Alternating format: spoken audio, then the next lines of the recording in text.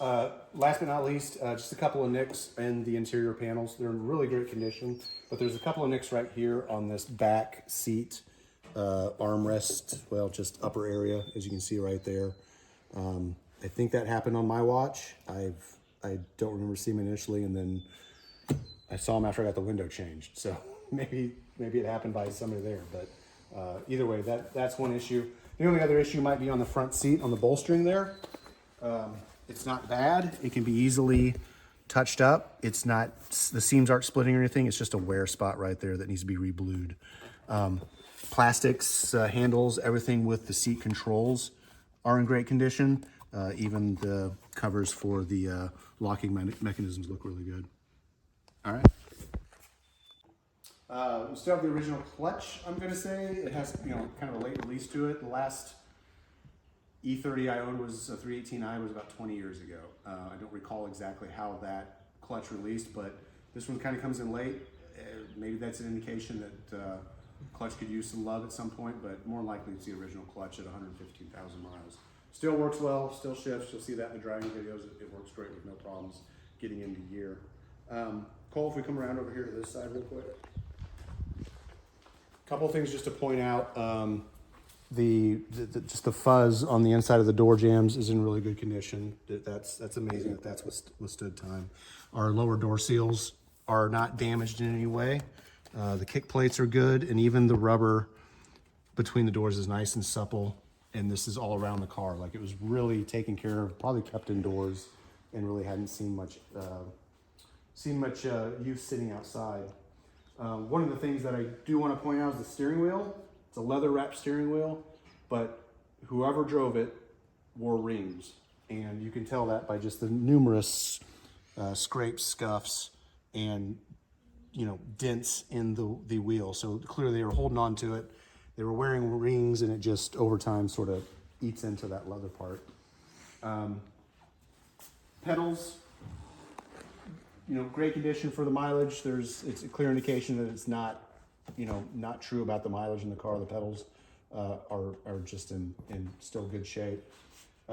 It could use a couple of these plastic screws that go into this lower part beneath the dash. Like, there's one here that it needs, and then it holding itself up back here could use some love. I'm not sure how it does that, but it kind of sags a little bit right there, but it doesn't impede any of your driving performance or anything. Mirrors, they still work and are operational. The radio, like I said, comes on, antenna works, but the radio does not. It has power. You can go and search through channels. You can try and turn it up, down, left and right, A, B, select, start. It does not come on. Couldn't tell you what's up with that. Horn, it works.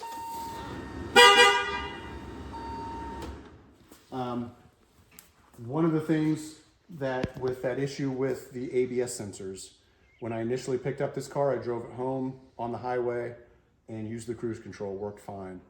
Since replacing the ABS sensors and getting the ABS sensor light coming on, cruise control stopped working. So I suspect that those two are related.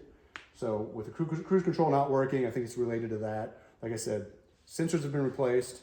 The relay that sits behind the instrument cluster, taking it out, I've verified that it's been addressed and fixed as far as the fuse that's in there. The only other thing maybe is the module itself. I couldn't tell you. I've not been able to have a chance to dive into that and figure it out yet. Other than that, I think that's everything for the interior. And yeah, thanks for your time. Excellent. All right, now on to the interior. Great condition. Dash is just perfect. It looks really good. The one thing though, connecting to the dash is the A-pillars, and the leather or vinyl or whatever it might be is starting to come up off of the A-pillar on both sides. That needs just really re-glued down or taken care of by somebody that would be better at me than to get that in place.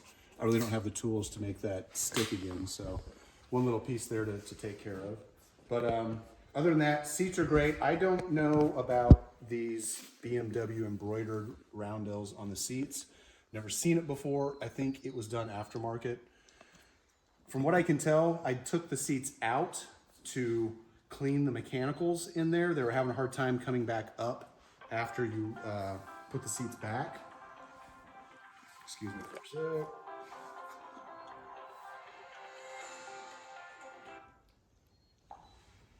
You just want to redo it? No, I just will keep going so we can edit that out maybe. I can compress it or something. Boom, here we go. Take two. The roundels, I think the seats are original, but it was tough to tell when I took the seats out. It's like they'd never been out before. And all the little clips and things that you would expect to see sort of messed with were still in place. I cleaned up the mechanics on each seat, and I put just a whole bunch of leather honey on the seats and got them in just to shine and be nice and protected. Backs, as you can see, they're just in great condition, no holes, anything like that. Looks like there might be a little one there from something, not sure it comes across, could be on the inside of the seat. Under here it's looking good, just all the little clips and bits are there, and all the plastic is in place as well. Floor mats are there. We've got pictures of those. No issues with, they are the original. You can just tell they're kind of degrading over time, but they're still in really good condition. Back seats, again, same here. There's a couple of issues with the seams at the top, right there, and then over here on this other side, they're kind of starting to split. The rear defroster works. There's the opening right there for the back window, and that is operational and works just fine.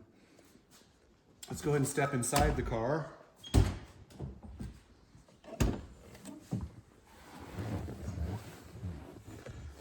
few things to discuss on the inside. Let's see. Let's just start from passenger side. Nothing really there to discuss. Original floor mat. It's still got the locking setups inside of them to keep them in place. Those are great. You look underneath, the carpet's just in great condition. You'll have pictures of that as well. All the seats have like the plastic bolt covers that go on the seats are in place too. Like they've not been messed with and damaged in any way. Glove box, it works. We've got manuals. It looks like a Marlboro, cover in there for some reason. I bet you that's got something written on it.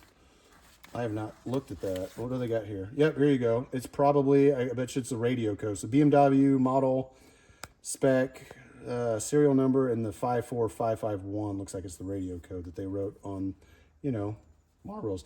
From what I can tell, this car's not been smoked in, so I don't know why it'd be written on this, but there's no signs of it being smoked in at all. Haynes manual for it. I've got the original roundel inside there as well. This is a emblem grommet. These will be in there for you. I didn't have to use them. The original ones were doing fine. I've got other just bits that I took off of the car that I'm keeping in, and there's a bunch of spare parts too that'll be in the trunk. Not spare, but just parts that we took off that were original to the car that you can do with as you wish. It's just some of that stuff is probably a good thing to hold on to for cars like this. Moving into the center console, the computer works, it's operational. I replaced the LCD inside the computer. So pulled that out, got the LCD changed, and you can see everything that it has going on. Works when it needs to based on what you're trying to do with it. So that's a good thing. Also, the computer up here, here's the brake light check, that goes off. We can do our checks. All those lights work. This light works. It really didn't come on with the switch in the door, but I may not have it set right either, but when I put it in the middle, which is where it was at, it's just off. Heat, air, all these dials work. Let's just, if we want to put this on, there's the AC kicking in. Circulation. Fan kicking in, doing its thing. I guess I gotta turn them on to get anything coming out. There we go. That's working well. Turn those off because I never run the air. We should be able to test, or we should do the defrost here in the back as well. I think that comes on. Is it working back there? Yep. Air comes out there. And we got our hazards as well. That kick on and do their thing. Let's turn the radio on. As you can see, still looking for the code, but the antenna should be coming up. There it goes. Put in a new antenna mast. It's the original motor, but the antenna mast is new, and that'll give you years of love. There it goes down. Yay! Okay. Let's see. Yeah, it's never been smoked in. If we look back in here, the ashtrays are clean. The cigarette lighter, I don't know, it does look like it's been used. That's one thing I hadn't really looked at. It could have been used, but they never used the ashtray. It's pretty clean here, from what I can tell. Back ashtray. Yep, that's clean. Try and see what else. Okay, let's take a look at the dash. Cole, if you could come in closer. There we go. All right. So, yeah, that's a good spot right there. So looking at the dash, first of all, the issue with the odometer gears, I have pulled this out and I've replaced the odometer gears. So they are working and 100% operational. Got rid of the old flaky ones that were about ready to just crash anyway. Kept those alive so that mileage stays accurate in this car. One thing I've got an issue with that I haven't been able to figure out is engine oil life gauge down here. This is what it does. It's only got one green LED that's working, and I can't find out. There's a module that slips in there. I've not been able to troubleshoot that. I'm not the best at electronics, so I couldn't tell you exactly what needs to be done there. I've not tried resetting it because I've not had to change the oil in it yet since I've bought it. It's been fine. Another thing is the right turn signal light works, the left one doesn't. I've put new bulbs into, lights are working, right? Yeah. I put new bulbs in here as you'll have a few new ones that come with the car. And I've replaced that one twice trying to troubleshoot what's going on with it. I can't seem to identify why it doesn't want to come on. I'm trying to think of what else. If we look at, let me see if I've got that in my notes here. Instrument cluster, central locking. Ah, good one. So central locking in this car, if we hop out and close the doors, Cole, can you close that one over on the other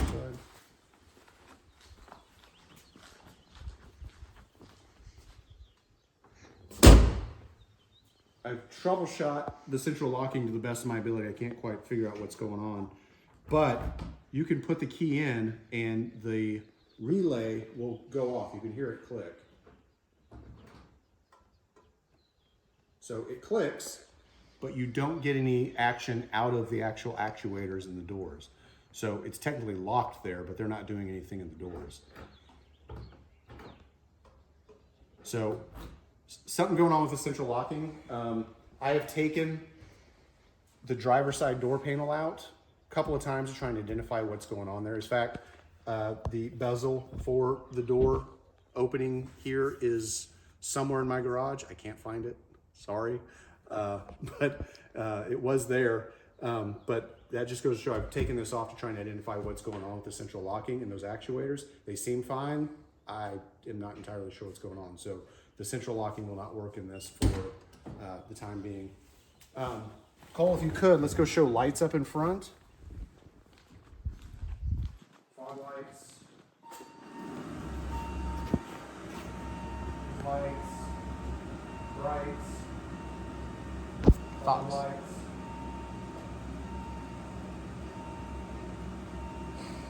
We'll do that way, that way.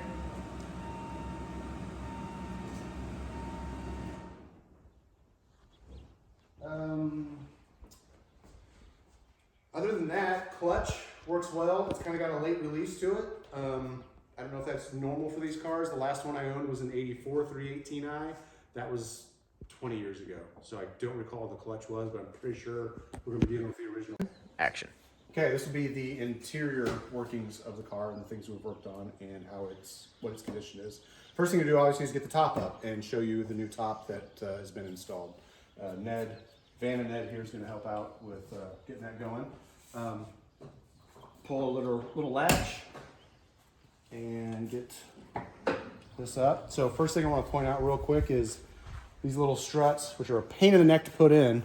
I've put in new ones so that the lid stays up and holds itself up, which is great. And it's a blue top, so Ned, if you want to grab that in right there, gradually give it a heave. Now we're going to go right there with it. Because it's got a new top, it's got, the new plastic back here. It's so new, it still needs to kind of get worked in. Same with the top. Oh, I'm going to come back here a little. There we go, just like that. Bring this down. And we'll come down with this. And then we can push it down just like that. Thanks, Ned. Top, of course, is new in great condition. It's got a little dust and fuzz and everything on the top of it, but it's great. Again, I probably need to do a little better job on cleaning the back end here. What is that schmutz there? Go figure. It's always something. Can't get 100%. Folds up and works nice. Like I said, still needs to be trained to get it to fold in easily and maybe with one person, but you'll work on that as you drive the car and use it. So we're going to go ahead and put the top down so it'll be easier for us to work on the inside bits. So easy to do there. Oh, thanks, Ned. I don't know if that's on the, that's on the inside, isn't it? There you go. Hell yeah. So I'm gonna go back up with this. I'm gonna pull the latch.